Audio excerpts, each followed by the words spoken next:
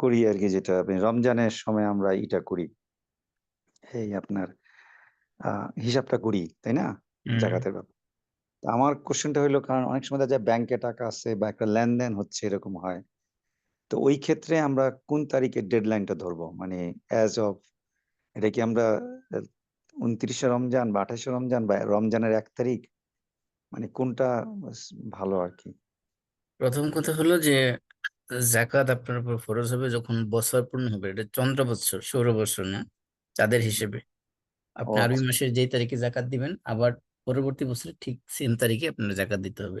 এখানে আপনি যদি কোন একটা সম্পদ আপনার বছর পূর্ণ হলো, মনে করেন ফর এক্সাম্পল আহ মহরম মাসে, জি। এখন আপনার যখন এই মনে করেন মহরম মাসে আপনার কাছে টাকা আসছে, ওই হুম। টাকাটা আগামী বছরের মহরম মাস পর্যন্ত আপনার হাতে ছিল, তাহলে ওই মহরম মাসে আপনাকে জাকাত দিয়ে দিতে হবে। ও মানে জাকাত ফরজ হয়ে যাবে, মানে এটা রমজান মাসে দিতে হবে এমন এমন কোনো নিয়ম শরীয়তে নেই। আচ্ছা আচ্ছা। জাকাতের বিধান হলো জাকাত বছর পূর্ণ হলে এই সম্পদের উপর জাকাত ফরজ হবে। তখন ও হুম, আপনি যদি এমন করেন যে বছর পূর্ণ হয়েছে, আপনি জাকাতের টাকা হিসাব করে ক্যালকুলেশন করে বের করে রাখছেন, হুম, সেটা রমজান মাসে দিবেন যে সব বেশি সব পাওয়ার আশায়, সেটা আপনি ও, করতে পারেন, কিন্তু এটা উত্তম না। উত্তম হলো আপনার যখনই জাকাত ফরজ হয়ে যাবে তখনই সেটা আদায় করে ফেলা। হ্যাঁ। এটা হলো শরীয়তের বিধান। এই জন্য আহ, জাকাতের মূল শর্ত হলো বছর পূর্ণ হওয়া। এখানে রমজানের সাথে কোনো সম্পর্ক নাই জাকাতের। আচ্ছা, মানে অনেকে টাকা রমজান দিয়ে টাকা থেকে সব বেশি পাওয়ার আশায়, সেই আশায় সে আশা আপনি দিতে পারেন, কিন্তু এটা আগের থেকেই যখন আপনার জাকাত ফরজ হয়ে যাবে তখন সেটা আলাদা করে রাখতে হবে। আচ্ছা। তাহলে আমার একটা হিসাব রাখতে হবে কখন কোন টাকাটা আসতেছে, মানে হ্যাঁ, লার্জ। আপনার টাকাটা যখন আপনার বছর পূর্ণ হবে, বছর পূর্ণ না হলে জাকাত আসবে না। যখন ও যে টাকাটা আপনার মনে করেন আপনি একটা টাকা রাখছেন এই বছর জানুয়ারিতে, জানুয়ারিতে এটা আরবি মাসে যেই তারিখে হবে, এটা 1 বছর পূর্ণ হওয়ার পরে আবার সেম তারিখে এটার উপর জাকাত খরচ হয়ে যাবে। আচ্ছা, না ক্লিয়ার। আচ্ছা, থ্যাংক ইউ। Okay, welcome. তোমার মাসুম ভাই, জি বলেন। আচ্ছা আরেকটা কোশ্চেন হলো যে এই যে আমরা ধরেন এই যে গাড়ির পেমেন্ট দেই, হ্যাঁ monthly, হ্যাঁ, সেটার যেমন ডিডাকশনটা কি পুরো এক ইয়ারের নাকি লাস্ট মান্থের পেমেন্ট? অনেকে বলছে লাস্ট মান্থের পেমেন্ট যেটা দেই সেটা ডিডাকশনটা হবে জাকাত দেওয়ার সময়, কোনটা কিসের সত্যি? হিসেবে আবার একটু রিপিট যেমন করেন? এই যে গাড়ির যে আমরা গাড়ি যে কিনি মান্থলি হুম পেমেন্টে, হ্যাঁ হুম হুম ইনস্টলমেন্ট, সেটা হলো যেমন মান্থলি ধরেন 500 টাকা করে দেই, হ্যাঁ, হুম তা বছরে ধরেন $6,000, হ্যাঁ, তা হুম। এখন কি ওই $6,000 ডিডাকশন করব টোটাল যে সেটা আছে, আমাদের যে জমা টাকা আছে, হুম, মর্টগেজ, যে ব্যাংকে যে টোটাল যে জমা টাকা আছে সেটার থেকে 6,000 ডিডাকশন করে দিব, নাকি ওই $500 ডিডাকশন করবো? যেহেতু এইখানে এগুলা আপনার লোনে। এই ডিডাকশনের সাথে কোনো সম্পর্ক নেই। আপনার বিষয়টা হলো যে আপনার 1 বছর, পুরো বছর আপনার অ্যাকাউন্টে কত টাকা ছিল বা আপনার মালিকানায় কত টাকা ছিল সেটার হিসাব আসবে। আপনার বছরের মাঝখানে অনেক টাকা লেনদেন হতে পারে, কোটি কোটি টাকা লেনদেন করতে পারেন, তাতে কোনো সমস্যা নেই। আপনার পুরা 1 বছর আপনার কাছে কোন সম্পদটা ছিল সেটার হিসাব আসবে। 1 বছর আপনার সবকিছু বাদ দেওয়ার পরে যে সম্পদটা আপনার 1 বছর ছিল সেটার উপরে জাকাত আসবে। আপনার এখন ডিডাকশন আহ হইতেই পারে, যেমন আপনার যদি বছরের মাঝখানে আপনি 1 কোটি টাকা খরচ করতে পারেন, সেগুলোর উপর কোনো জাকাত নেই। যেগুলো খরচ হয়ে গেছে হয়ে গেছে। আপনি 1 বছর ছিল আহ, কোনটা সেটা আপনি দেখবেন। আচ্ছা, তার আপনার মানে কি মনে করেন আপনি জিনিসটা ইনস্টলমেন্টে এরকম কিনছেন, হচ্ছে যে, ইনস্টলমেন্টে পে করার পরে আপনার এক হ্যাঁ, বছর ছিল কিনা, 1 বছর যে যে পরিমাণ টাকা ছিল সেটার উপরে জাকাত আসবে। আচ্ছা, না যেমন ধরেন তার মানে কি ধরেন মহরম মাসের 1 তারিখে আমার $10,000 ছিল, হ্যাঁ, হুম আর ধরেন 12 মান্থ পর ধরেন আমার $6,000 হইলো, তার মানে কি হুম। আমার $6,000 উপর জাকাত হবে? না, আপনার এমন হইতে পারে যে আগামী মহরমে আপনার 20,000 ডলার হইতে পারে, 20,000 ডলারের উপর জাকাত আসবে না। যে টাকাটা আপনার 1 বছর ছিল, পুরো পূর্ণ 1 বছর, ওইটার উপরে জাকাত আসবে। এরপরে যেটা অ্যাড হয়েছে এটার সাথে, সেটা সেটা আবার 1 বছর পূর্ণ হতে হবে। 1 বছরের মাঝখানে যদি খরচ হয়ে যায় সেটার উপর কোনো জাকাত নেই। ঠিক তেমনি ভাবে আপনার যদি কমে যায় টাকা, কমে গেলেও সে কমাটার উপর জাকাত নেই। যেটা আপনি থাকবে 1 বছর পূর্ণ পরিপূর্ণ, সেটার উপর জাকাত আসবে। ধরেন আপনার 10,000 ডলার ছিল, আপনার পুরো বছরে মাঝখান থেকে খরচ টরচ করে বছর শেষে আপনার সেখানে 6,000 টাকা রয়ে গেছে অবশিষ্ট, সেই 6,000-এর উপরে জাকাত আসবে। মানে বছরের শুরুতে আপনার এই 6,000 ছিল আপনার কাছে, আরো বেশি ছিল, খরচ করার পরে 6,000 অবশিষ্ট রয়ে গেছে। তার মানে ওই 6,000 উপরে জাকাত আসবে। বছরের শুরুতে যে 10,000 ছিল, সেই 10,000 উপরে জাকাত আসবে না। ক্লিয়ার হয়েছে নাকি আরো প্রশ্ন আছে?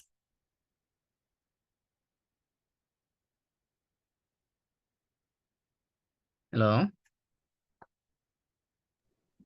হ্যালো। হ্যাঁ, বিষয়টা ক্লিয়ার হয়েছে? না, ক্লিয়ার হয়েছে, কিন্তু তারপরে একটু থেকে যায়। ব্যাপারটা হচ্ছে এরকম, যেমন আমরা আমাদের যেটা হয়, আমরা তো বিজনেস করি না বা করি না, বুঝছেন, এরকম কিছু না। কিন্তু টাকাটা তো যখন চাকরি করি করি ধরেন আমাদের যেগুলো ইনকাম সোর্স, বা অনেক সময় এটা আসলো এটা আসলো। তো এখন যেটা হচ্ছে একটা লার্জ অ্যামাউন্টও না, টাকা আসে যায়, টাকা আসে যায়, তাই না? হুম। এখন এটা তো আমরা কিভাবে যেমন ছোট ছোট টাকাগুলো এগুলো কেমনি হিসাব করবো যে 1 বছর এটা রোল করতেছে কিনা আমার কাছে, বা থাকতেছে কিনা? ওই সময় দেখবো এটা খুব আসল ডিফিকাল্ট। কথা হলো যে আপনার যে টাকা খরচ করে ফেলেন সেটার উপর তো জাকাতই নেই আপনার। আপনার যে টাকা সেভ করে রাখবেন, সেভিংস যেটা আপনার থাকবে, সেটার উপরে জাকাত আসবে। তো আপনার বছরের মাঝখানে যে আমি বললাম তো, যদি আপনি 5 কোটি টাকাও খরচ করেন, সেটার উপর কোনো জাকাত নেই। জাকাত হলো যে যেই টাকাটা আপনার আয়ের থেকে, যে টাকাটা আপনার সেভিংস রয়েছে, 1 বছর পরিপূর্ণ 1 বছর আপনার মালিকানা রয়েছে, সেটার উপরে আপনার জাকাত।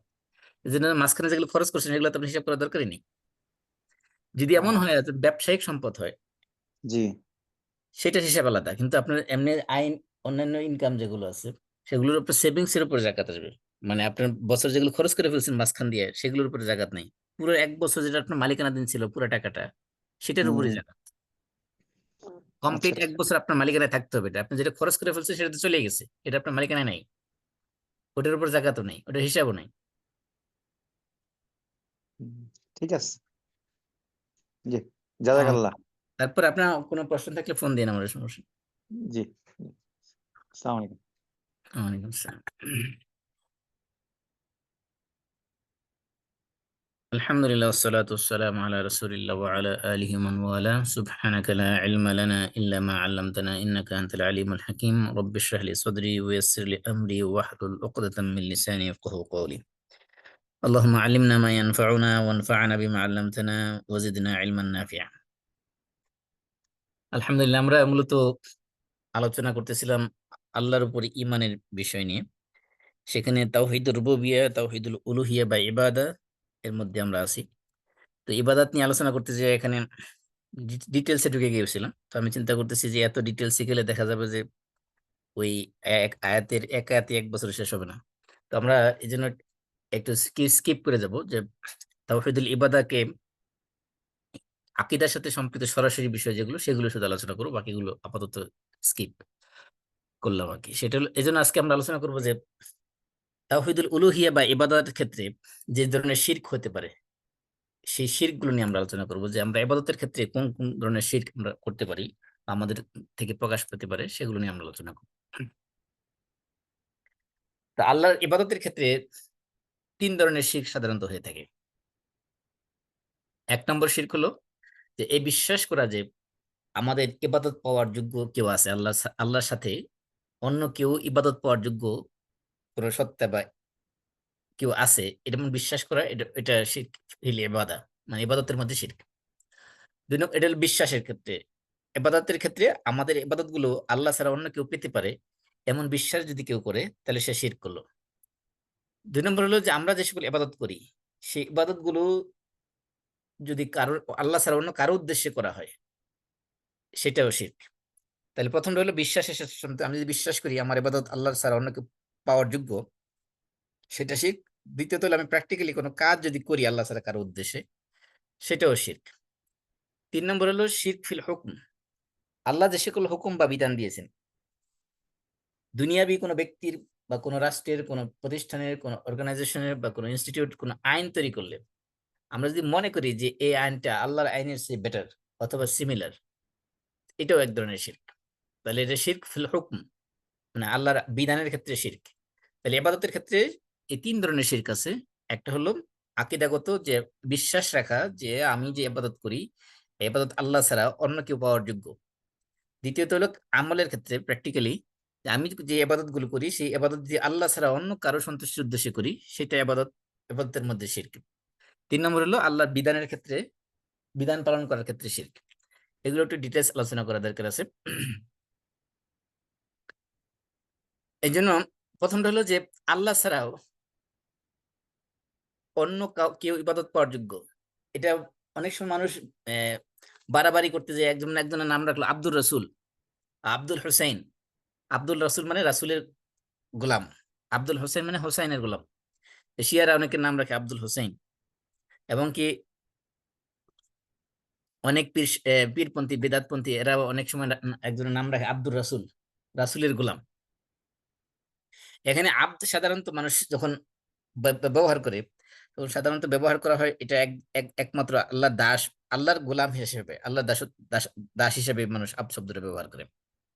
এই জন্য আল্লাহ ছাড়া অন্য কোনো মাখলুকের ব্যাপারে, অন্য কোনো সৃষ্টির ব্যাপারে এই আব শব্দ যদি এই উদ্দেশ্যে ব্যবহার করা হয়, যেমন আল্লাহ যেরকম আমাদের ইবাদত পাওয়ার যোগ্য, ওই লোকও যেমন আল্লাহ আব্দুর রাসুল মানে রাসুলের গোলাম, মানে আমরা যেরকম আল্লাহর গোলামি করি তেমনি রাসুলের গোলামি করি, রাসুল আমাদের ইবাদত পাওয়ার যোগ্য, এরকম যদি কেউ মনে করে তাহলে এটা এই নামের মধ্যে শিরক আছে, এই নাম রাখাও জায়েজ নেই। তার মানে প্রথম হলো যে আপনার আল্লাহ ছাড়া অন্য কেউ আমাদের ইবাদত পাওয়ার যোগ্য বা পেতে পারে এমন বিশ্বাস করা, এটা শিরক। এরপর 2 নম্বর আমরা বলছিলাম যে আমরা যে সকল কথা বলি বা কাজ করি, এটা অন্তর দিয়ে হোক, জবান দিয়ে হোক, বা অঙ্গ প্রত্যঙ্গ দিয়ে হোক, অর্থ দিয়ে হোক, যে কোনো ধরনের ইবাদত, সেগুলো যদি আল্লাহ ছাড়া অন্য কারো উদ্দেশ্যে করা হয়, সেগুলোর শিরকের পর্যায়ে পৌঁছবে। এবং এই শিরকটা অনেক ব্যাপক। যেমন মনে করেন কেউ যদি দোয়া করলো যে তার কাঙ্ক্ষিত জিনিস পাওয়ার উদ্দেশ্যে, অথবা তার কোনো অনাকাঙ্ক্ষিত জিনিস তার থেকে দূর করার জন্য যদি কারো কাছে সাহায্য চায়, সেটা এক ধরনের শিরক। মানে দোয়া করলো কারো কাছে, মনে করেন যে মৃত ব্যক্তির কাছে, কোন কবরের কাছে যে কেউ দোয়া করলো, বিপদে পড়ে কবরবাসী, কবরের যে মৃত ব্যক্তি, কোনো পীর বুজুর্গ বা কোনো বড় অলি, গাউস কুতুব, এদের মাজারে যাইয়া বা কবরের কাছে যাইয়া যদি চায় যে আমার এই বিপদটা দূর করে দাও, অথবা আমার এই জিনিসটা দাও, যেমন মনে করেন কারো সন্তান হচ্ছে না, কবরের কাছে যে সন্তান চাইলো, এটাও এক ধরনের শিরক। কারণ এই দোয়া, আমরা যে দোয়া করি, এই দোয়া একমাত্র আল্লাহর কাছে করতে হবে। আল্লাহ ছাড়া পৃথিবীর অন্য কারোর জন্য দোয়া করা যায়, কারো কাছে দোয়া করা যায় নাই। যেহেতু আমরা দোয়াটা করতেছি সরাসরি ওই মৃত ব্যক্তির কাছে, কবরের কাছে, মাজারের কাছে, সেজন্য এটা শিরক। আল্লাহ বলছেন وقال ربكم ادعوني استجب لكم ان الذين يستكبرون عن عبادتي سيدخلون جهنم داخرين। যে আল্লাহ বলছেন তোমরা আমার কাছে দোয়া করো, আস্তাজিব লাকুম, আমি তোমার দোয়া কবুল করবো, তোমাদের দোয়ায় সাড়া দেবো। কারণ আল্লাহ রাসূল বলছে আর দোয়া হুয়াল ইবাদা, দোয়া হলো এটা এটা ইবাদত। তখন হাদিসে আল্লাহ রাসূল বলছেন ইবনে আব্বাসকে, ইজা সাআলতা ফাসআলিল্লাহ ওয়া ইজা ইসতাআনতা ফাসতাইন বিল্লাহ, যখন তুমি কিছু চাও তখন আল্লাহর কাছে চাবে, যখন কোনো তুমি সাহায্য চাও তখন আল্লাহর কাছে সাহায্য চাবে। এই জন্য আল্লাহ ছাড়া অন্য কারো কাছে দোয়া করা, কারো কাছে কোনো কিছু চাওয়া, সেটা কাঙ্ক্ষিত কোনো বিষয় চাওয়া হোক, অথবা কোন বিপদ আপদ থেকে দূর করার জন্য চাওয়া হোক, এই সব ধরনের চাওয়া, এটা বড় ধরনের শিরক, শিরক আকবর। শিরক আমরা জানি শিরক 2 প্রকার, শিরক আকবর এবং শিরক আসগর। শিরক আকবর বা মেজর শিরক হলো এমন শিরক যে শিরক করার পরে মানুষ মুসলিম মিল্লাত থেকে খারিজ হয়ে যাবে, অর্থাৎ সে আর মুসলমানই থাকবে না। এই দোয়া আল্লাহ ছাড়া অন্য কারো কাছে দোয়া করাটা হলো এমন বড় ধরনের শিরক, অর্থাৎ মেজর শিরক। তাহলে এই যে আল্লাহ ছাড়া অন্য কারো কাছে চাওয়া এর বিভিন্ন সুরত, বিভিন্ন ধরনের হতে পারে। যেমন কেউ একজন দোয়া করলো কোন সৃষ্টির কাছে, যে এমন জিনিস চাইলো যে যে জিনিস আল্লাহ ছাড়া কারো পক্ষে করা সম্ভব না। এটা কোনো মৃত ব্যক্তি হতে পারে, জীবিত ব্যক্তি হতে পারে, নবী হতে পারে, অলি হতে পারে, কোন ফেরেশতা হতে পারে, জিন হতে পারে, যে কেউ কারো কাছে কোনো কিছু এমন কিছু চাওয়া, যে চাওয়ার জিনিসটা আল্লাহ ছাড়া কেউ দিতে পারে না। যেমন মনে করেন, যেমন কেউ অসুস্থ হলো, এখন এই অসুস্থ হলে সুস্থতা দেওয়ার মালিক একমাত্র আল্লাহ। এখন কেউ যদি কোনো কবরে যায়, কোন নবীর কাছে বা কোন নবীর কবরে, কোনো অলির কবরে বা কোনো ফেরেশতার কাছে বা কোনো জিনের কাছে চায় যে আমার এই অসুস্থ রোগ থেকে মুক্ত করে দাও, অথবা এই রোগ মুক্তির, অথবা তার শত্রুর বিরুদ্ধে বিজয় লাভ করার জন্য আহ যদি কারো কাছে সাহায্য চায় এই ধরনের, অথবা তার বিপদ আপদ দূর করার জন্য, আহ, তাহলে এই সবগুলো কি হবে? সবগুলো শিরকের পর্যায়ে বসবে, এবং এগুলো শিরক আসগার নাম, বরং শিরক আকবার, মেজর শিরক, যে শিরকের কারণে সে ইসলাম থেকে খারিজ হয়ে যাবে, সে মুসলমান থাকবে না। তারপরে আরেকটা সূরত হতে পারে এরকম যে মৃত ব্যক্তির কাছে দোয়া করা, অথবা অদৃশ্য কোনো ব্যক্তির কাছে দোয়া করা। এই যে মৃত ব্যক্তির কাছে দোয়া করা বা অদৃশ্য কোনো অনুপস্থিত কোনো ব্যক্তির কাছে দোয়া করা বিপদ থেকে উদ্ধার পাওয়ার জন্য বা কোনো কিছু পাওয়ার জন্য, এটা কেন শিরক? এটা কেন শিরক বলা হয়?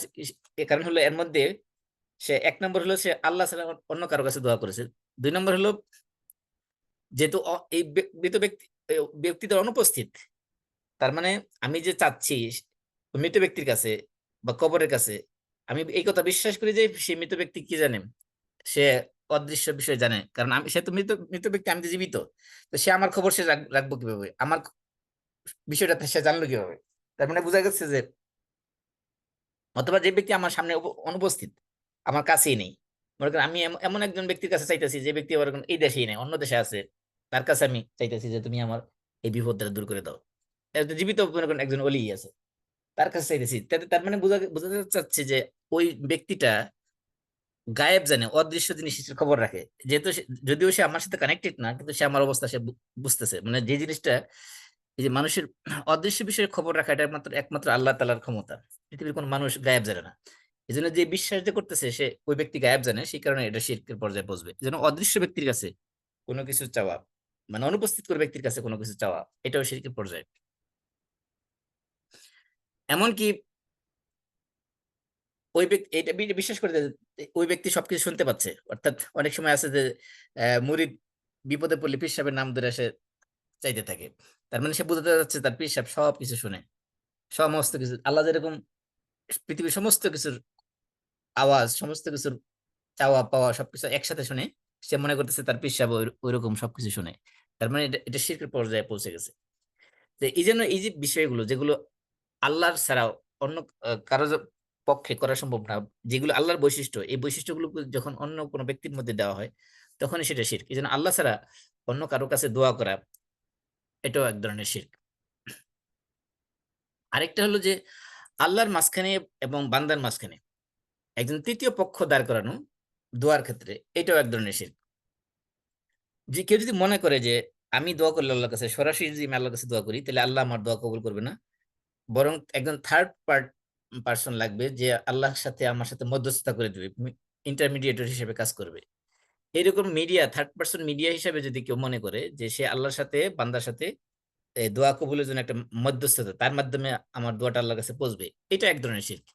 এটা যদি আপনি কোনো আলেমকে মনে করেন, কোনো বুজুর্গকে মনে করেন যে সে আমার দোয়া করে দিলে সেই দোয়াটা আল্লাহর কাছে পৌঁছবে, আমি দোয়া করলে আমার দোয়া আল্লাহর কাছে পৌঁছবে না, তাহলে ওই ধরনের মনে করাটাও এক ধরনের শিরক।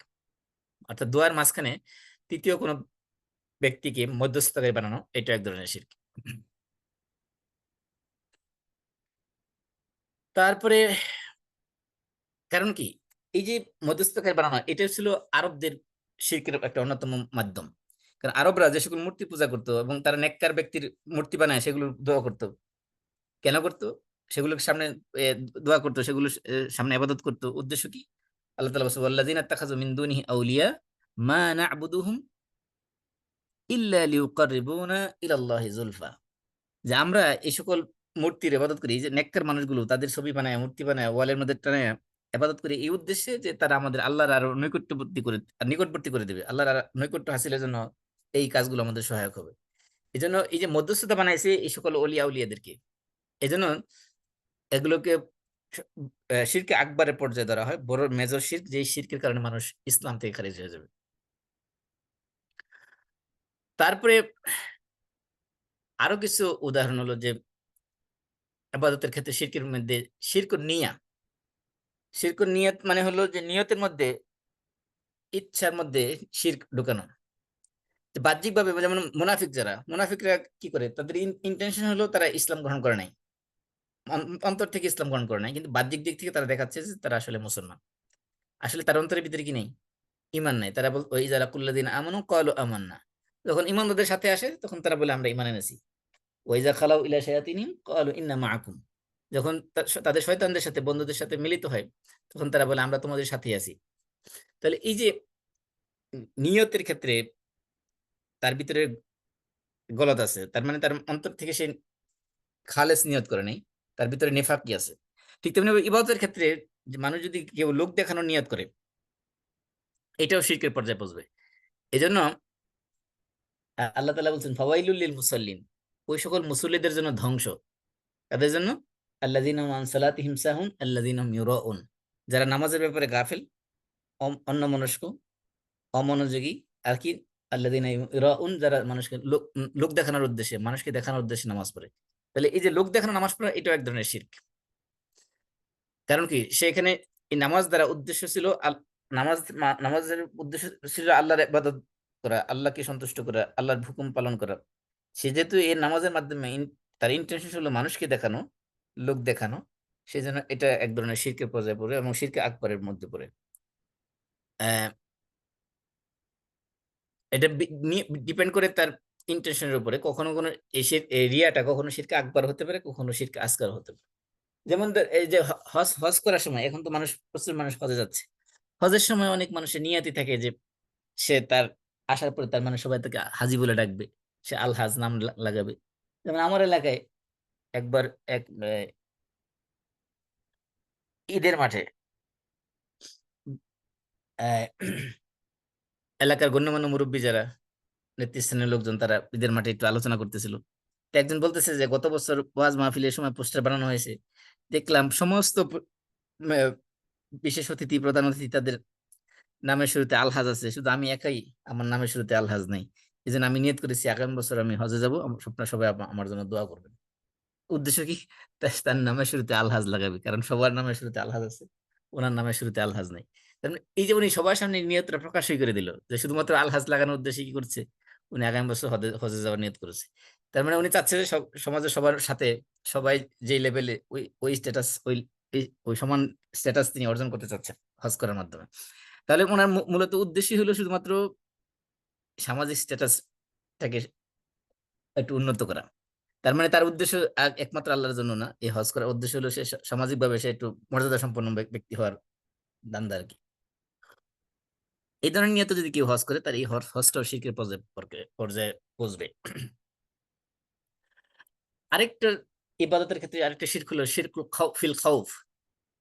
খাউফ মানে ভয়।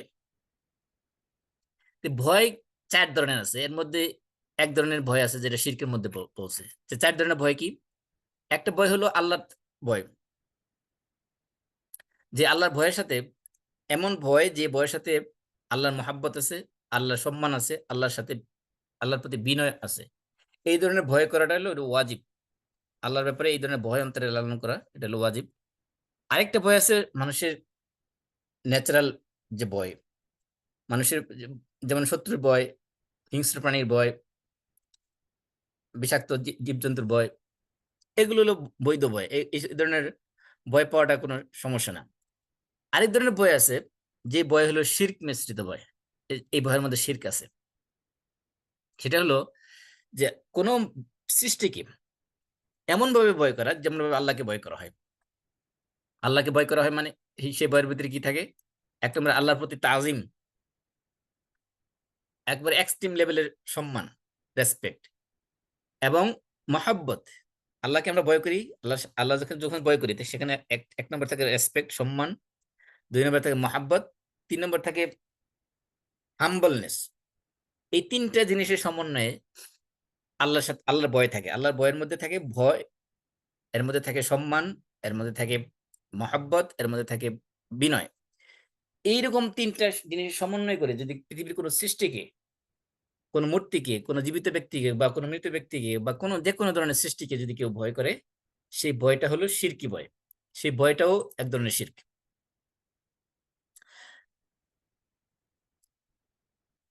এমনকি যদি কোনো সৃষ্টিকে এমনভাবে ভয় করা হয় যে সে আমার ক্ষতি করতে পারে আল্লাহর ইচ্ছা ছাড়াই, অথবা সে আমাকে অসুস্থ বানাইতে পারে, অথবা সে আমার সম্পদ বিপদ আপদ নিয়ে আসতে পারে, হ্যাঁ, আমার ভাগ্য ছিনিয়ে নিতে পারে, যে কোনো কিছু যেগুলো আল্লাহ তাআলার ক্ষমতার ভিতরে এমন কিছু করতে পারে, এমন ধরনের ভয় পাওয়া কোন সৃষ্টিকে, সেটাও এক ধরনের শিরক।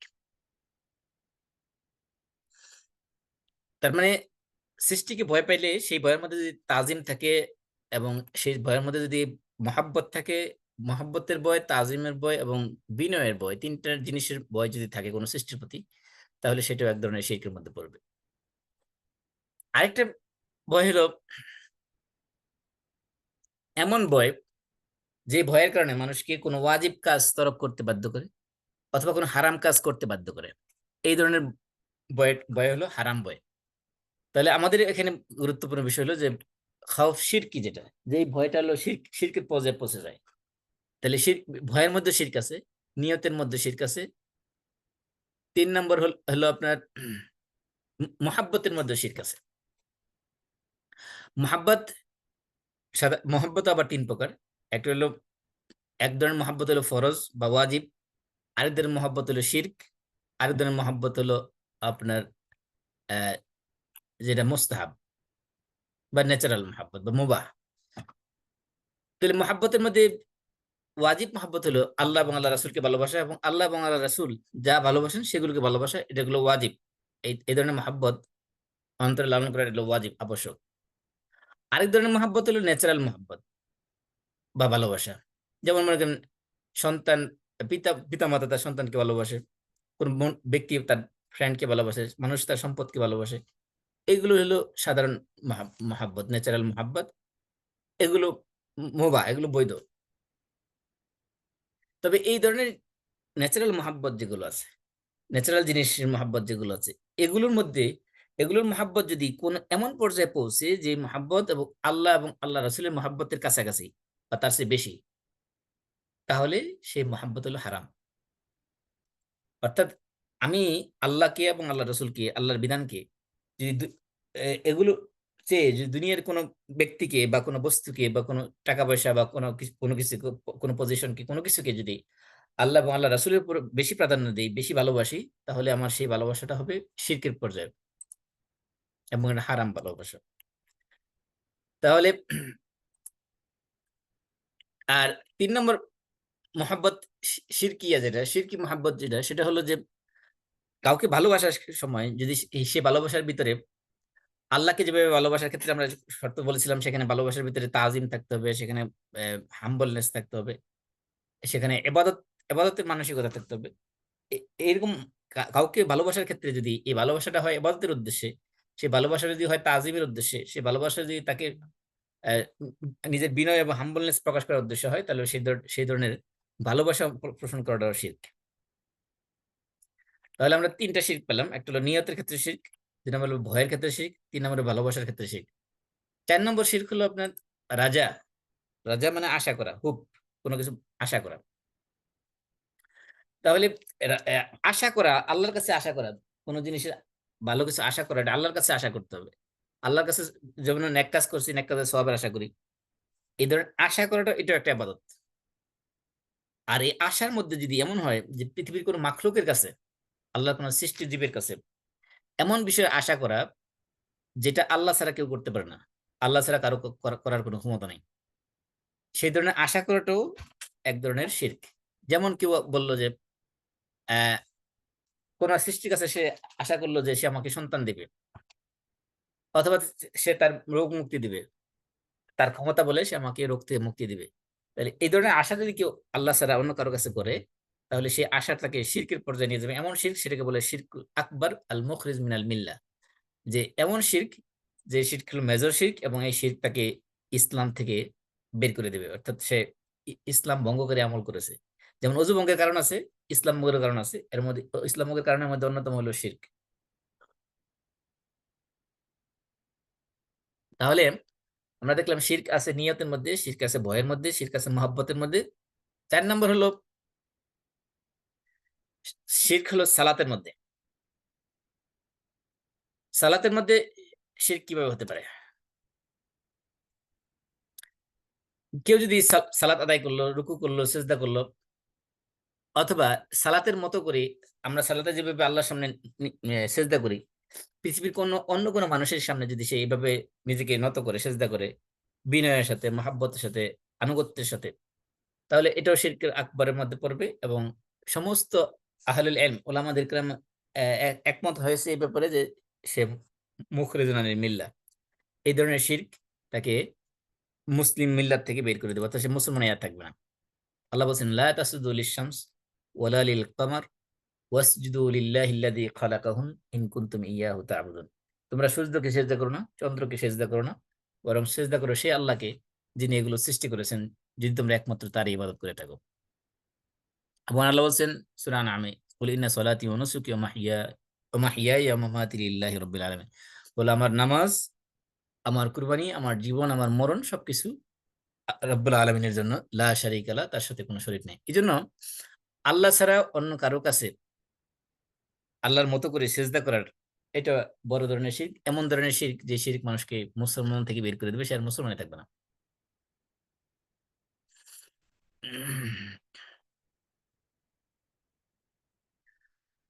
আল্লাহ রাসূল বলেছেন যে মা ইয়ানবাগি লিআহাদিন আন ইয়াসজুদা লিআহাদ, যে পৃথিবীর কোন মানুষের উচিত নয় যে আল্লাহ ছাড়া অন্য কাউকে সিজদা করা। এই জন্য সিজদা করার এটা শিরক আকবার মধ্যে পড়বে। 5 নম্বর হলো শিরক ফিল যাবহ, জবাই করা। আমরা যেমন পানি জবাই করি, বিভিন্ন প্রাণী জবাই করি, এই জবাই করার ক্ষেত্রে কেউ যদি আল্লাহর নাম ছাড়া অন্য কারো নামে কোনো কিছু জবাই করে কোনো প্রাণীকে, সেটাও শিরকের মধ্যে পড়বে এবং শিরকে আকবরের পর্যায়ে পড়বে। আমরা সাধারণত জবাই যে সকল প্রাণী জবাই করে থাকি সেগুলো সাধারণত 4 ধরনের হয়ে থাকে। 1 নম্বর জবাই হলো যে সকল প্রাণীর গোশত খাওয়া জায়েজ, এমন সব প্রাণী আমরা আল্লাহর সন্তুষ্টির জন্য সওয়াবের আশায় ইবাদত হিসেবে আমরা জবাই করে থাকি, যেমন কুরবানি করে থাকি, এটা একটা ইবাদত। আরেক ধরনের জবাই আছে, যেমন কোনো মেহমান আসলো বা কোনো ধরনের পার্টি, অলিমা হলো, সেটা বিয়ের হতে পারে অথবা অন্য কোনো অনুষ্ঠান হতে পারে, অনুষ্ঠানের জন্য আমরা জবাই করে থাকি, এটা এক ধরনের জবাই। আরেক ধরনের জবাই আছে যে বেচা কেনার জন্য জবাই, অথবা নিজের গোশত খাওয়ার জন্য জবাই, কোনো আনন্দ অনুষ্ঠানের জন্য জবাই। আরেক ধরনের জবাই আছে আযব তাকাররুবান ইলা মাখলুকিন ওয়া তা'যীমান লাহু ওয়া খুদুআন লাহু, সেটা হলো যে কোনো সৃষ্টির কাছে উদ্দেশ্যে, কোনো সৃষ্টির উদ্দেশ্যে কোনো জিনিসকে জবাই করা। যেমন হিন্দুরা যেরকম কি বলে বলি দেয়, দেবতার নামে পাঠা বলি দেয়, এরকম ভাবে দেখবেন যে বাংলাদেশে অনেকে আছে, অনেক মাজারে গরু নিয়ে যায়, ছাগল নিয়ে যায়, খাসি নিয়ে যায়, কেউ আছে মান্যতের জন্য নিয়ে যায়, কেউ আছে এটা জবাই করলে তার পীর সাহেব তার প্রতি সন্তুষ্ট হবে এই উদ্দেশ্যে নিয়ে যায়। তাহলে কোন সৃষ্টির জন্য, সৃষ্টিকে সন্তুষ্ট করার উদ্দেশ্যে, তার জন্য তাকে সম্মান প্রদর্শনের উদ্দেশ্যে, বিনয় প্রদর্শনের উদ্দেশ্যে যদি তার জন্য কোনো কিছু জবাই করা হয়, সেটাও শিরকের পর্যায়ে, শিরকের শুধুমাত্র মাইনর শিরক না, এটা মেজর শিরক, যে শিরক তাকে মুসলিম মিল্লাত থেকে খারিজ করে দেবে। কারণ কি, আল্লাহ ছাড়া অন্য কারো কাছে নৈকট্য হাসিল করার জন্য কোনো ধরনের জবাই করা জায়েজ নেই, বরং এটা হারাম। এবং কেউ যদি জবাই করেও, সেই জবাই করে গোশত খাওয়াও জায়েজ নেই, সেই গোশত খাওয়াও এটা হারাম। এবং সেই নৈকট্য হাসিল, এটা মানুষ হতে পারে, এটা জিন হতে পারে, অ্যাঞ্জেল হতে পারে, কবর হইতে পারে, যে কোনো কিছু হইতে পারে। কারো, যেমন যারা জিনের ইবাদত করে, তারা জিনের নামেও বিভিন্ন কিছু জবাই করে, অনেক সময় জবাই করে সেই রক্ত আবার শরীরে মাখিয়ে অনেক কিছু করে। তো এগুলো সবগুলো শিরকের পর্যায়ে পৌঁছে। তারপরে শিরক হলো ইবাদতের ক্ষেত্রে দান সৎকার, নজর মান্নত করার ক্ষেত্রে শিরক। মান্নত করে, মান্নত বিষয়টা হলো যে যেটা আল্লাহ তাআলা আবশ্যক করে না, কিন্তু মানুষটা নিজের উপর আবশ্যক করে নিয়েছে। যেমন মনে করেন কেউ বললো যে আমার যদি এই কাজটা হয়, তাহলে আমি এই এতটি রোজা রাখবো, বা এত ওয়াক্ত, এত রাকাত নফল নামাজ পড়বো, অথবা এত টাকা আমি আল্লাহর রাস্তায় দান করব। এই যে মান্নত করলো, এটা আরবিতে বলে নজর। তাহলে এই মান্নত করলো, এই মান্নতটা, এটা একটা ধরনের ইবাদত। সুতরাং এই ইবাদত, এই মান্নতের যে ইবাদত, ইবাদত আল্লাহ ছাড়া অন্য কারোর জন্য করা যাবে না। অর্থাৎ আল্লাহর জন্য ছাড়া অন্য কারোর জন্য মান্নত করা যাবে না। মান্নত করলে সেটাও শিরকের পর্যায়ে বসবে।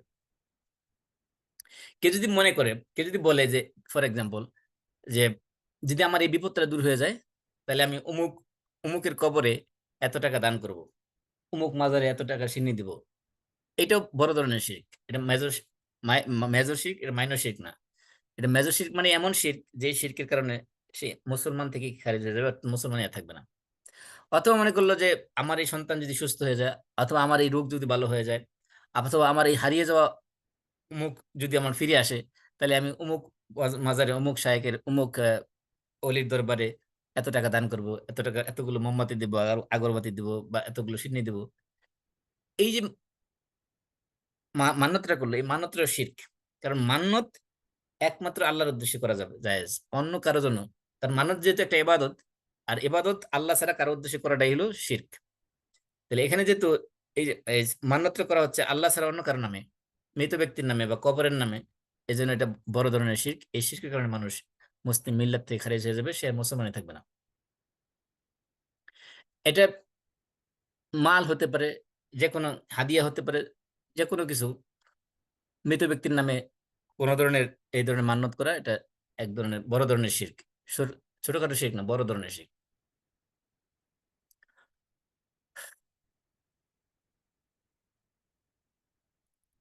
এখানে দুইটা বিষয়। এক নম্বর হলো এই মান্যত করাটা মৃত ব্যক্তির জন্য বা কবরের জন্য মান্যত করা, এটা বড় ধরনের শিরক। কারণটা কি?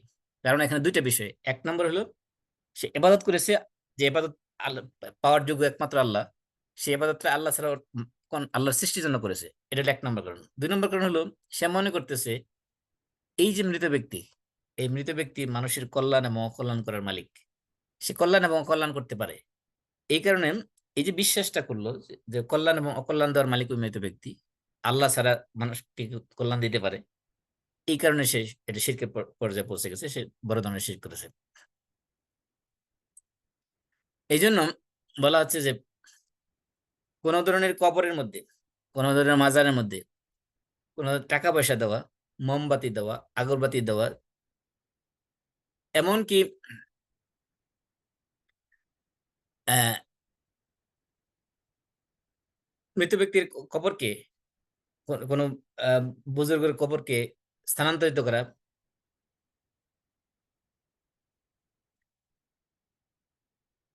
আল্লাহর নৈকট্য হাসিলের উদ্দেশ্যে, এগুলো সবগুলি শিরকে আকবরের মধ্যে নেওয়া হয়েছে। তারপরে আমরা আমাদের ইসলামের মৌলিক ইবাদত যেগুলো আছে, সিয়াম এবং হাজ, নামাজ তো গেল, সিয়াম এবং হাজের মধ্যে এগুলো, সিয়াম এবং হজের মধ্যে যে কাজগুলো আমরা করি, এই যে এর যে কোনো একটা কাজ যদি আল্লাহ ছাড়া কারো উদ্দেশ্যে করা হয়, সেগুলো শিরকে আকবরের মধ্যে বসবে। যেমন মনে করেন কেউ যদি একটা রোজা রাখলো যে কোনো অলির নিকট নৈকট্য হাসিল করার জন্য, অথবা কোনো মৃত ব্যক্তির নৈকট্য হাসিল করার জন্য, অথবা কাবা বাইতুল্লাহতে যে হজ করলো কোনো মৃত ব্যক্তির নৈকট্য হাসিল করার জন্য, পীর সাহেবের নৈকট্য হাসিল করার জন্য, আল্লাহ সন্তুষ্টির জন্য না। অথবা কোনো ব্যক্তি কোনো কবরের কাছে যায়, কবরের মধ্যে তাওয়াফ করলো, যেমন বাইতুল্লাহতে তাওয়াফ করে সে কবরের চতুর্দিকে তাওয়াফ করলো, সেটা হজের মতো মনে করলো। এগুলো সবগুলো শিরকে আকবর মুখরিজ মিনাল মিল্লাহ। শিরকে আকবর মুখরিজ মিনাল মিল্লাহ মানে হলো এমন বড় ধরনের শিরক যে শিরকের কারণে সে মুসলমান আর থাকবে না, সে মুসলমান থেকে বেরিয়ে যাবে। এমনকি কেউ যদি আল্লাহ রসুলের কবরের পাশে চতুর্দিকে তাওয়াফ করে, অথবা কোনো নেককার বান্দার কবরের পাশে তাওয়াফ করে, অথবা নির্দিষ্ট কোনো বাড়ির চতুর্দিকে তাওয়াফ করে, এমনকি কেউ যদি কাবার চতুর্পাশে তাওয়াফ করে, উদ্দেশ্য এটাই যে আল্লাহ ছাড়া অন্য কাউকে সন্তুষ্ট করা। এমনকি কাবার চতুর্দিকে যদি কেউ তাওয়াফ করার পিছনে উদ্দেশ্য থাকে তার, তার পীর সাহেবকে, তার কোনো মৃত ব্যক্তিকে, কোনো অলিকে, কোনো বুজুর্গকে, কোনো আল্লাহ ছাড়া অন্য কোনো কাউকে, অন্য কোনো অ্যাঞ্জেলকে বা কোনো জিনকে, যে কাউকে সন্তুষ্ট করার উদ্দেশ্য যদি সে তাওয়াফও করে, সেটা এক ধরনের শিরক হবে, এবং এটা শিরকে আকবর মুখরিজ মিনাল মিল্লাহ। তারপরে হলো শিরক ফি তাওয়াক্কুল। তাওয়াক্কুলের ক্ষেত্রে আমরা আল্লাহর উপর তাওয়াক্কুল করি, আল্লাহর উপর ভরসা করি। কেউ যদি মনে করে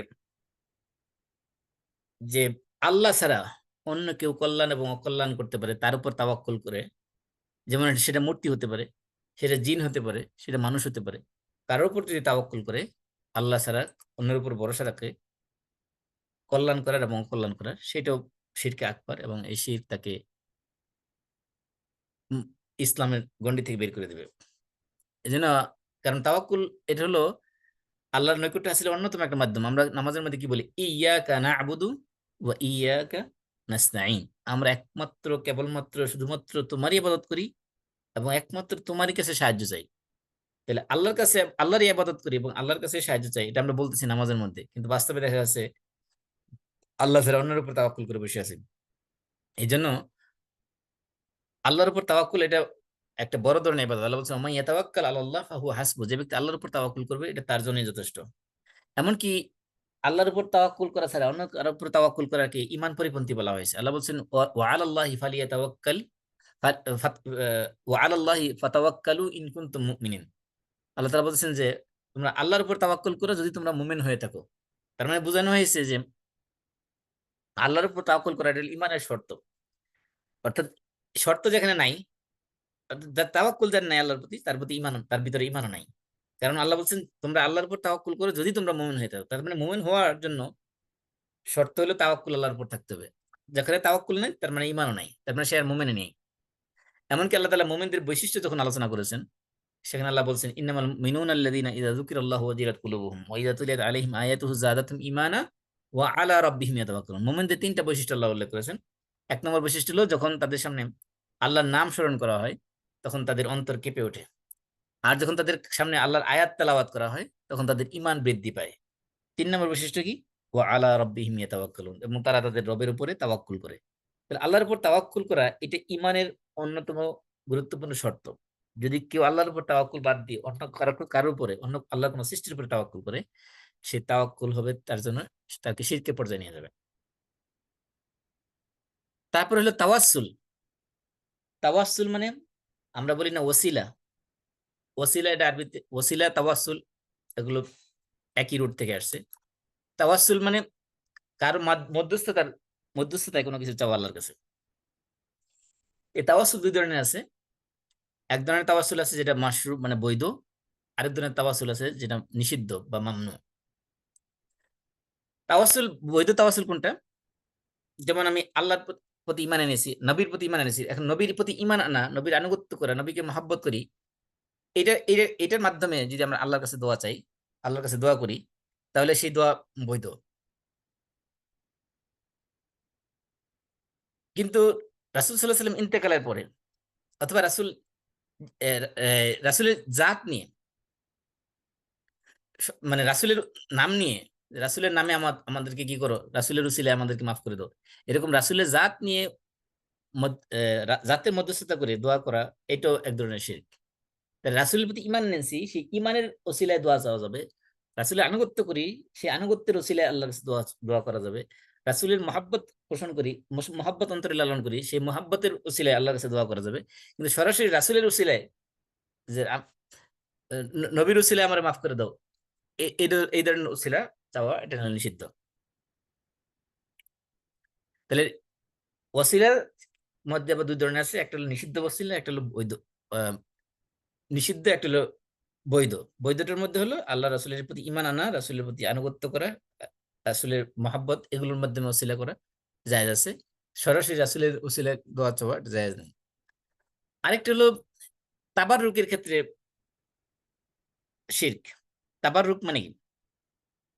আমরা বিভিন্ন মাজারে দরগায় সেখানে সিন্নি তাবাররুক দেয়। তাবাররুক মানে বরকত হাসিল করা, বরকত হাসিলের উদ্দেশ্যে কোনো কিছু গ্রহণ করা। তাবাররুক শব্দটা আসছে বারাকা থেকে, মানে বারাকা মানে বরকত।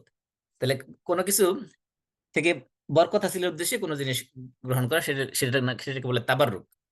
যেমন ওই যে সিন্নি যেটা নেওয়া হয়, সিন্নির মধ্যে কি করে, সিন্নি পিসাব একটু থুতু দিয়ে দেয়, ওই পিসাবের থুতুর কারণে ওই সিন্নিটা বরকতময় হয়ে গেছে, এই জন্য মানুষ এটা বরকত হিসেবে খায়, তাবাররুক হিসেবে, বরকত নেওয়ার জন্য সবাই খায়। এখন কেউ যদি মনে করে যে ওই জিনিসটার মধ্যেই বরকত আছে, বরকত আল্লাহ দেন না বরং ওই জিনিসটাই বরকত দেয়, তাহলেই এর ভিতরে শিরক ঢুকে গেছে। কারণ বরকত দেওয়ার মালিক আল্লাহ, কোনো বস্তু কোনো বরকত দিতে পারে না। কেউ যদি মনে করে ওই বস্তুটাই বরকত দিতে পারে, তাহলে সে এখানে শিরক করেছে। আল্লাহ রাসূল বলছেন আল বারাকাতু মিনাল্লাহ। বারাকা, কোন জিনিসের মধ্যে বরকত বা বারাকা আমরা যেটা বলি, সেটা আসে হলো আল্লাহ রাব্বুল আলামিনের পক্ষ থেকে। এই জন্য কেউ যদি আল্লাহ ছাড়া অন্য কারো কাছে বরকতের আশা করে, তাহলে সেটা বড় ধরনের শিরক করলো। এই জন্য তাবারুক, অনেক বেদাতি তাবারুক আছে। বেদাতি তাবারুক কোনগুলো আবার?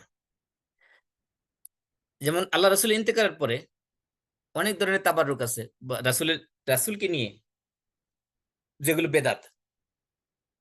যেমন আল্লাহ রাসূলের কবর নিয়ে অনেক ধরনের বেদাত আছে। যেমন রাসূলের কবরের কাছে যে কবরের কাছে দোয়া করা, অথবা রাসূলের কবরের কাছে যে রাসূলের শাফাত কামনা করা, এটা এক ধরনের বিদআত। কারণ আল্লাহ রাসূলের সাহাবীরা কেউ কোনোদিন রাসূলের কবরের কাছে যে দোয়া করেছে বলে কোনো হাদিস দ্বারা প্রমাণ পাওয়া যায় না। তারা কি করতেন? কেবলামুখী হয়ে মসজিদের ভিতরে বসে দোয়া করতেন। কবরকে সামনে নিয়ে, রাসূলের কবরকে সামনে নিয়ে কখনো কোনো সাহাবী দোয়া করেছেন বলে কোনো হাদিসের মধ্যে নেই। এই জন্য অনেকে দেখা যায় আবেগের ঠেলায় কি করে, মদিনায় গেছে রাসূলের রওজা জিয়ারত, রওজা তো না, রাসূলের কবর। এটা একটা ভুল ধারণা, মানুষ মনে করে রওজা মানে রাসূলের কবর। রওজা বলা হয় রাসূলের কবর এবং মিম্বারের মাঝখানে যে ফাঁকা জায়গা, ওটাকে বলে রওজা। অনেকে বাংলাদেশের মানুষ রওজা বলতে বুঝে বুঝে কবর। যেটা বলতেছিলাম যে আল্লাহ রাসূলের এই কবরকে সামনে নিয়ে কোন সাহাবী কোনোদিন দোয়া করেছেন এই ধরনের কোনো রেওয়ায়েত কোথাও পাওয়া যায় না।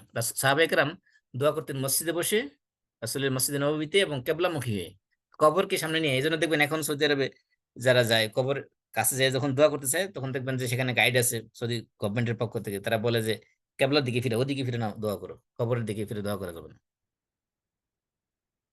তারপরে কবরের কাছে যে ইবাদত করা, যেমন অনেকে আছে যে কবরের কাছে যে নামাজ পড়ে, কবরের কাছে যে বসে থাকে, কবরের আশেপাশে, কবরের কাছে যে তেলাওয়াত করে, কবরের পাশে বসে জিকির করে, এগুলো সবগুলি বেদাত।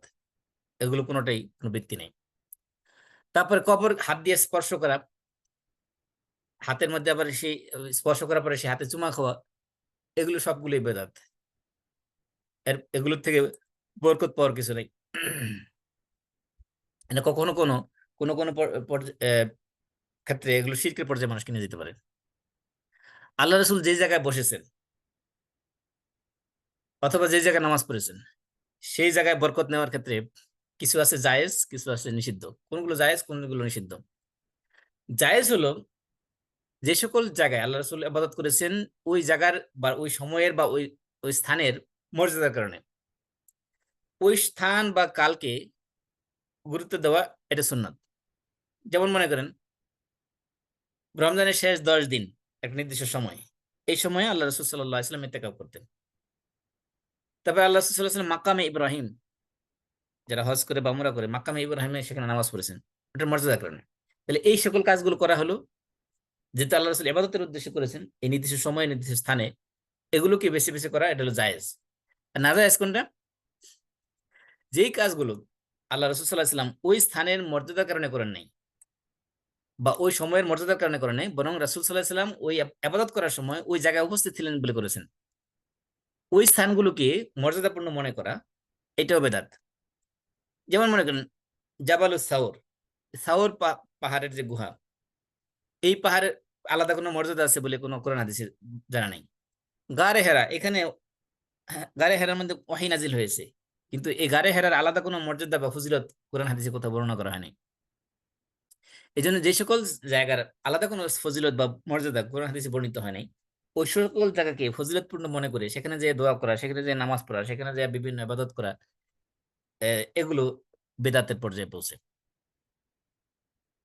এই জন্য আল্লাহ রাসূল সাল্লাল্লাহু আলাইহি ওয়াসাল্লাম যে সকল জায়গা বা যে স্থান ইবাদতের উদ্দেশ্যে জিয়ারত করেন নাই, এই সকল জায়গায় ইবাদত উদ্দেশ্যে জিয়ারত করাটাও এক ধরনের বিদআত। এবং ওই সকল জায়গায় যে বরকত হাসিল করার উদ্দেশ্যে সেগুলো জায়গায় স্পর্শ করা, সেগুলো হাত দিয়ে মাসাও করা, শরীরে মাসাও করা, এগুলো করাটাও বেদাত। এমনকি রাসূল সাল্লাল্লাহু আলাইহি ওয়াসাল্লামের কদম, কদমের পায়ের ছাপ, অনেক দেশে আছে যেখানে তারা দাবি করে যে রাসূলের পায়ের ছাপ এটার মধ্যে আছে। এই পায়ের ছাপের বরকত নিতে যে অনেক মানুষ সেখানে যায়, এটাও জায়েজ নাই। কারণ হলো, এক নম্বর হলো যে এটা যে রাসূলের পায়ের ছাপ, এর কোনো ঐতিহাসিক কোনো প্রমাণ, নির্ভরযোগ্য কোনো প্রমাণ নাই। দ্বিতীয়ত হলো যে আমরা বলেছি যে রাসূল সাল্লাল্লাহু আলাইহি ওয়াসাল্লাম যে সকল স্থানে বসেছেন অথবা যে সকল জায়গায় নামাজ পড়েছেন, ওই সকল জায়গায় বসা বা ওই সকল স্থানে নামাজ পড়ার মধ্যে আলাদা কোনো ফজিলত নাই। অনেক মানুষ আছে যে আল্লাহ রাসূল যে জায়গায় জন্মগ্রহণ করেছেন ওই জায়গায় যে ফজিলত বরকত নিতে চায়, তাবারুক বরকত হাসিল করতে চায়। তো রাসূল কোন জায়গায় জন্মগ্রহণ করেছেন নির্দিষ্ট করে ওই স্থান এখনো কোনো ঐতিহাসিক ভাবে কোনো প্রমাণিত নাই যে এক্স্যাক্টলি এই জায়গায় রাসূল জন্মগ্রহণ করেছেন। তার মানে রাসূলের অনেক জিনিস দ্বারা তাবারুক হাসিল করা যায় আছে, যেটা রাসূলের জীবদ্দশায় সাহাবায়ে কেরাম করেছেন। কিন্তু রাসূল সাল্লাল্লাহু আলাইহি ওয়াসাল্লাম ইন্তেকালের পরে রাসূলের রাসূলের পরবর্তী জেনারেশন যারা, এমনকি আল্লাহ রাসূলের অন্যতম খলিফা আবু বকর রাদিয়াল্লাহু তাআলা আনহু, উনার কোনো আসার বা উনার কোনো রেখে যাওয়া কোনো জিনিস কেউ বরকত হাসিলের উদ্দেশ্যে নিয়েছেন বলে সাহাবায়ে কেরাম কেউ নেন নাই। এমনকি যারা আল আশারা আল মুবাশশিরিনা বিল জান্নাহ, অথবা যারা যে সকল ১০ জন সাহাবী জান্নাতের সুসংবাদ পেয়েছেন দুনিয়াতে, তাদের কোনো রেখে যাওয়া কোনো জিনিস মানুষ বরকতের হাসিলের উদ্দেশ্যে ব্যবহার করেছেন বলে কোনো প্রমাণ পাওয়া যায় না। এজন্য উলামায়ে কেরাম এই ব্যাপারে একমত যে কোন নেককার আল্লাহ রাসূলের ইন্তেকালের পরে কোন নেককার, কোন সালেহীন বান্দার কোন জিনিসের রেখে যাওয়া কোনো জিনিসকে বরকত হাসিলের উদ্দেশ্যে ব্যবহার করা জায়েজ নেই। শুধুমাত্র রাসূল সাল্লাল্লাহু আলাইহি সাল্লামের রেখে যাওয়া জিনিসই তাবারুক হিসেবে, বরকত হিসেবে সেগুলো ব্যবহার করা জায়েজ। পৃথিবীর অন্য কোনো সালেহীন এর এর রেখে যাওয়া জিনিস বরকত হিসেবে ব্যবহার করা, এটা এক ধরনের হারাম, এবং কেউ কেউ বলেছেন এগুলো বেদাত, মুহাররামের পর্যায়ে পৌঁছে। তাহলে আমরা তাবারুক হাসিল করতে পারবো কিসের মাধ্যমে? তাবারুক হাসিল করতে পারবো ৩টা জিনিসের মাধ্যমে বৈধভাবে। ১ নম্বর হলো তাবারুক বিযিকরিল্লাহ, আল্লাহর জিকিরের মাধ্যমে তাবারুক হাসিল করা বা বরকত হাসিল করা।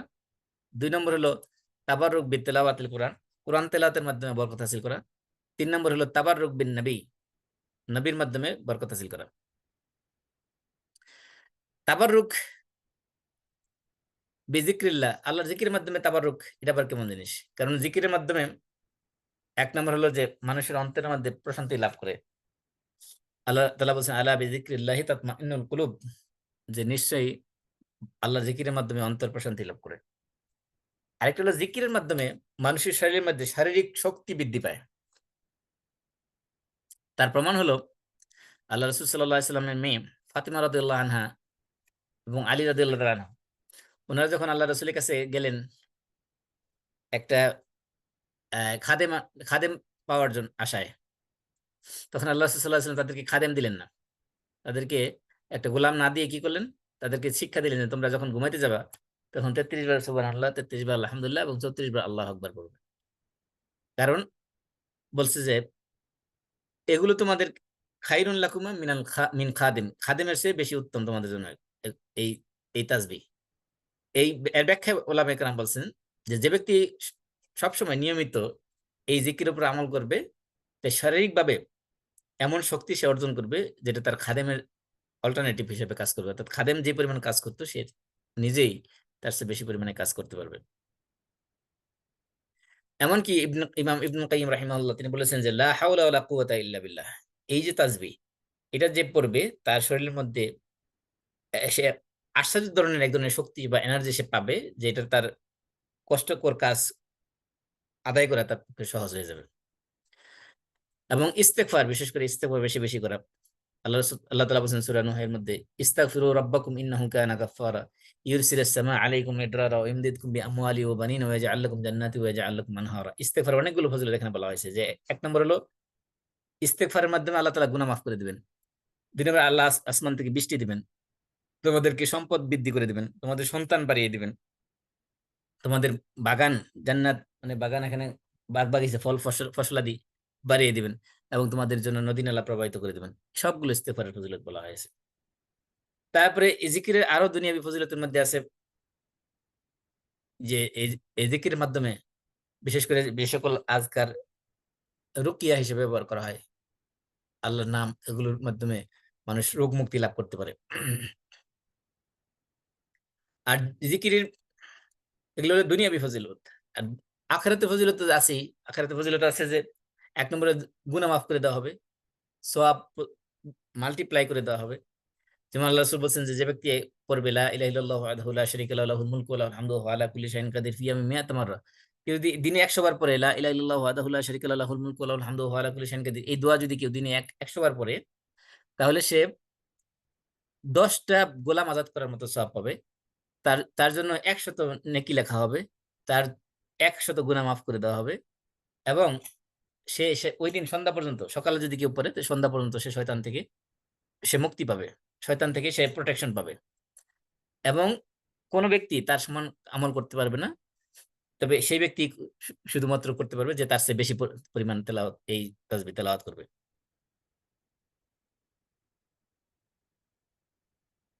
এমনকি এই যে আরো অনেক ধরনের তাসবির কথা বলা হয়েছে, যেমন ফরজ নামাজের পরে 33 বার সুবহানাল্লাহ, 33 বার আলহামদুলিল্লাহ, 33 বার আল্লাহু আকবার এবং একবার লা ইলাহা ইল্লাল্লাহ, এই তাসবির কথা বলা হয়েছে যে গুফির গুফিরাত খাতায়াহু ওয়া ইন কানাত মিসলা জাবাদিল বাহর, যদি ফরজ নামাজের পরে কেউ এগুলো পড়ে তাহলে তার গুনাহসমূহ মাফ করে দেওয়া হবে যদি সেটা সমুদ্রের ফেনা পরিমাণও হয়। তার এই যে এগুলো হলো ফজিলত, তার মানে আমরা বরকত হাসিল করতে পারবো জিকিরের মাধ্যমে। তারপরে আমরা বরকত হাসিল করতে পারবো 2 নম্বর হলো কোরআন তেলাওয়াতের মাধ্যমে। কোরআন তেলাওয়াত হলো 1 নম্বর হলো যে এটা হলো কোরআন কিয়ামতের দিন আমাদের জন্য সুপারিশকারী হিসেবে আসবে, কারণ আল্লাহ রাসূল বলছেন যে ইকরাউল কোরআন ফা ইন্নাহু ইয়াতি ইয়াউমাল কিয়ামাতি শাফিআন লিআসহাবি। এজন্য কোরআনের বরকত হাসিল করার জন্য কোরআন থেকে তেলাওয়াতের মাধ্যমে বরকত হাসিল করা যাবে। আরেকটা হলো এটাকে বলা হচ্ছে কোরআন তেলাওয়াত হলো একটা বিজনেস, এমন একটা বিজনেস যে বিজনেসে কখনো লস হওয়ার সম্ভাবনা নেই। আল্লাহ বলছে ইন্নাল্লাযীনা ইয়াতলুনা কিতাবাল্লাহি ওয়া আকামুস সালাতা ওয়া আনফাকু মিম্মা রাযাকনাহুম সিররান ওয়া আলানিয়া ইয়ারজুনা তিজারাতান লান তাবুর, যে যারা আল্লাহর কিতাব তেলাওয়াত করে, সালাত কায়েম করে এবং আমি যে রিজিক দিয়েছি সেখান থেকে তারা ব্যয় করে প্রকাশ্যে এবং গোপনে, তারা এমন ব্যবসার আশা করে যে ব্যবসা কখনো কি হবে না, লান তাবুর, মানে কখনো সেটা ক্ষতিগ্রস্ত, মানে লুজ, ব্যবসা কখনো লস হবে না। তার মানে এই কোরআন তেলাওয়াতের মাধ্যমে আমরা কি করতে পারি, বরকত হাসিল করতে পারি, কারণ আল্লাহ তাআলা কোরআনের মধ্যেই মানুষের জন্য শিফা রেখেছেন, ওয়ানুনাজ্জিলু মিনাল কোরআনি মা হুয়া শিফা, রোগ মুক্তি রেখেছেন কোরআনের মধ্যে। কোরআন দ্বারা বরকত হাসিল করা যাবে, তো জিকিরের মাধ্যমে বরকত হাসিল করতে পারবো, কোরআন তেলাওয়াতের মাধ্যমে বরকত হাসিল করতে পারবো। তারপরে তাবাররুক বিন নবী, নবীর নবী করিম সাল্লাল্লাহু আলাইহি ওয়াসাল্লামের জীবদ্দশায় সাহাবায়ে কেরাম রাসূলের মাধ্যমে বরকত হাসিল করেছেন, এর প্রমাণ আছে অসংখ্য। যেমন আল্লাহ রাসূল সাল্লাল্লাহু আলাইহি ওয়াসাল্লামের শরীর মোবারক, ওনার দেহের বিভিন্ন অঙ্গের মাধ্যমে বরকত হাসিল করেছেন, এরকম অসংখ্য রিওয়ায়াত আছে। যেমন আয়েশা রাদিয়াল্লাহু আনহা বলতেন যে হাদিসের মধ্যে আসছে যে উনি আল্লাহ রাসূল যখন অসুস্থ হতেন তখন আমি মুআওয়াজাত পরে ফু দিয়ে দিতাম। মুআওয়াজাত হলো আমরা যেগুলোকে 3 কুল বলি আরকি। কুল আউযু বিন নাস, কুল আউযু বিল ফালাক এবং ইখলাস, এগুলো পরে ফু দিতেন। ফালাম্মা ইশতাদ্দা ওয়াজউহু কুনতু আকরাউ আলাইহি ওয়া আমসাহু আনহু বিয়াদিহি রাজাআ বারাকাতিহা। আল্লাহ রাসূলের ব্যথা যখন বেশি বেড়ে যেত তখন আমি নিজে তেলাওয়াত করতাম, কিন্তু রাসূলের নিজের হাত দিয়ে ওনার শরীর মাসে করে দিতাম, কারণ রাসূলের হাতের বরকতের কারণে। আয়েশা রাদিয়াল্লাহু আনহা নিজে তেলাওয়াত করতেন, কিন্তু রাসূলের নিজের হাত দিয়েই রাসূলের শরীর মাসে করে দিতেন, যাতে বরকত বেশি পাওয়া যায়, রাসূলের হাতের বরকত পাওয়া যায় এজন্য। এমনকি আল্লাহ রাসূল সাল্লাল্লাহু আলাইহি ওয়াসাল্লাম ফজরের নামাজ পড়ার পরে মদিনার যারা খাদেম আছে তারা তাদের বালতি ভর্তি পানি নিয়ে আসতো, পাত্র ভর্তি পানি নিয়ে আসতো। আল্লাহ রাসূল সাল্লাল্লাহু আলাইহি ওয়াসাল্লাম সে পানির মধ্যে হাত দিয়ে দিতেন, তাই পানির মধ্যে বরকতের জন্য। এমনকি দেখা যাচ্ছে যে কোনো সময় প্রচন্ড শীতের মধ্যে ওরা পানি নিয়ে আসতেন, আল্লাহ রাসূল সাল্লাল্লাহু আলাইহি ওয়াসাল্লাম সেই পানির ভিতরে, ঠান্ডা পানির ভিতরে হাত দিয়ে দিতেন পানির মধ্যে বরকত দেওয়ার জন্য। তো সাহাবায়ে কেরাম আসলে হাতের পানি বরকত নিয়েছেন, হাদিস দ্বারা প্রমাণিত। এমনকি রাসূল সাল্লাল্লাহু আলাইহি ওয়াসাল্লামের হাতের মধ্যে তারা চুম্বন করতেন এবং শরীরের কোনো জায়গায় সুযোগ পেলে তারা সেখানে চুম্বন করতেন। যেমন আবু দাউদের এক হাদিসের মধ্যে আসছে যে উসাইদ ইবনে হুদায়র রাদিয়াল্লাহু আনহু একজন সাহাবী, তো আল্লাহ রাসূল সাল্লাল্লাহু আলাইহি ওয়াসাল্লাম একদিন তার সাথে কৌতুকবশত তার বুকের পাঁজরের মধ্যে একটা কাঠি দিয়ে খোঁচা দিয়েছিলেন। তখন তিনি বললেন যে ইয়া রাসূলুল্লাহ, আপনি আমাকে ব্যথা দিয়েছেন, আমি আপনার কাছ থেকে প্রতিশোধ নিব। তখন আল্লাহ রাসূল বলছে ঠিক আছে, তুমি নাও, প্রতিশোধ নাও। তখন বললেন যে আপনি যখন আমাকে খোঁচা দিয়েছেন তখন আমার শরীরে কাপড় ছিল না। আল্লাহ রাসূল সাল্লাল্লাহু আলাইহি ওয়াসাল্লাম তার শরীরের কামিজ তখন খুলে দিলেন, বললেন যে তুমি এখন আমার কাছ থেকে প্রতিশোধ নাও। তখন রাসূল যখন জামা করলেন তখন পিঠের রাসূলের যে মোহরে নবুয়ত যেটা রাসূলের শরীরের মধ্যে ছিল, সেটার মধ্যে ধরে চুম্বন করলেন। তখন সে বললেন যে ইন্নামা আরাদতু হাযা ইয়া রাসূলুল্লাহ, ইয়া রাসূলুল্লাহ, আমি শুধুমাত্র চাইছিলাম যে আপনার ওটার মধ্যে একটু চুম্বন করব, সেজন্য। এই যে রাসূলের নবুয়তের যে খাতমে নবুয়ত বা মোহরে নবুয়ত যেটা আমরা বলি, ওইটার মধ্যে চুম্বন তারা করেছেন এই বরকত নেওয়ার জন্য। এমনকি হাদিসের মধ্যে এটাও আসছে যে রাসূল সাল্লাল্লাহু আলাইহি ওয়াসাল্লামের বিভিন্ন যে ফেলে দেওয়া জিনিস, সেগুলোর থেকে রাসূলের দেহ থেকে যেগুলো আলাদা হয়ে যেত, এগুলোর থেকে সাহাবায়ে কেরাম বরকত নিয়েছেন। যেমন আল্লাহ রাসূলের চুল থেকে তারা বরকত নিয়েছেন। যে নাপিত যখন রাসূলের মাথার চুল কেটে ফেলে দিত, তখন সাহাবায়ে কেরাম এসে সেগুলো তারা নিয়ে যেত। এই যে হাদিসে আসছে যে লাকাদ আনাস রাদিয়াল্লাহু আনহু বলতেছেন, লাকাদ রাআইতু রাসূলুল্লাহ সাল্লাল্লাহু আলাইহি ওয়াসাল্লাম ওয়াল হাল্লাক ইয়াহলিকুহু ওয়া আতাফা বিহি আসহাবু ফামা ইউরিদুনা আন তাকা শা'রাতান ইল্লা ফি ইয়াদি রাজুলিন। যে নাপিত যখন চুল কাটতো, সাহাবায়ে কেরাম চতুর্পাশে আয়েশা বসে থাকতো, যে রাসূলের মাথা থেকে যখন চুল পড়তো, কেউ সেই চুল মাটিতে পড়তে দিত না, তাদের হাতের মধ্যে পড়তো। এইভাবে রাসূলের যুগেও সাহাবায়ে কেরাম রাসূল থেকে বরকত নিয়েছেন। সেজন্য কেউ যদি রাসূলের নিশ্চিত যদি জানে যে রাসূল সাল্লাল্লাহু আলাইহি ওয়াসাল্লামের জিনিস এটা রাসূল রেখে গেছেন, সেটা থেকে বরকত নিতে পারে। কিন্তু অধিকাংশ সময় দেখা যায় যে রাসূলের নাম দিয়ে যেগুলো চালিয়ে দেওয়া হয়, এগুলো অধিকাংশের কোনো ভিত্তি নাই। সর্বশেষ ইবাদতের মধ্যে যে শিরক হলো আল্লাহর আনুগত্যের মধ্যে শিরক।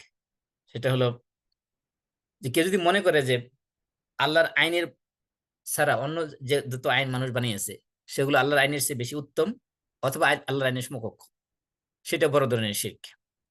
২ নম্বর হলো কেউ যদি মনে করে যে আল্লাহর আইন ছাড়া অন্য কোনো আইন দিয়ে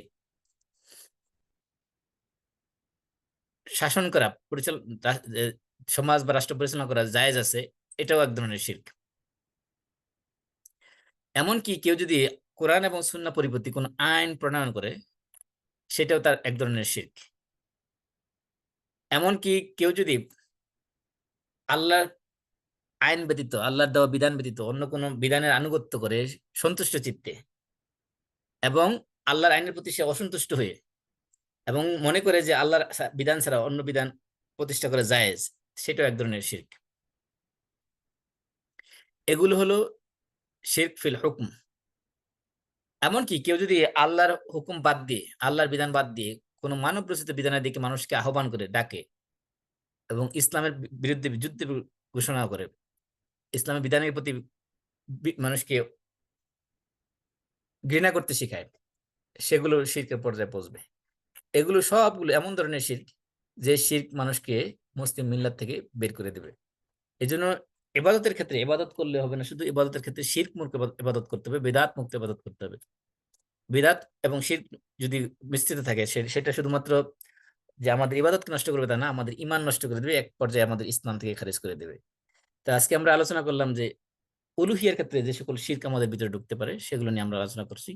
তারপরে আমরা আলোচনা করব তাওহীদুল আসমা ওয়া সিফাত নিয়ে ইনশাআল্লাহ আগামী সপ্তাহে। আমরা সময় শেষ হয়ে গেছে, আমরা শেষ করে দিচ্ছি এখানেই। কাফারাতুল মাজলিস পড়ি সবাই। সুবহানাকাল্লাহুম্মা ওয়া বিহামদিক আশহাদু আল্লা ইলাহা ইল্লা আনতা আস্তাগফিরুকা ওয়া আতুবু ইলাইক। আসসালামু আলাইকুম ওয়া রাহমাতুল্লাহি ওয়া বারাকাতুহু। ওয়ালাইকুম আসসালাম ওয়া রাহমাতুল্লাহি ওয়া বারাকাতুহু।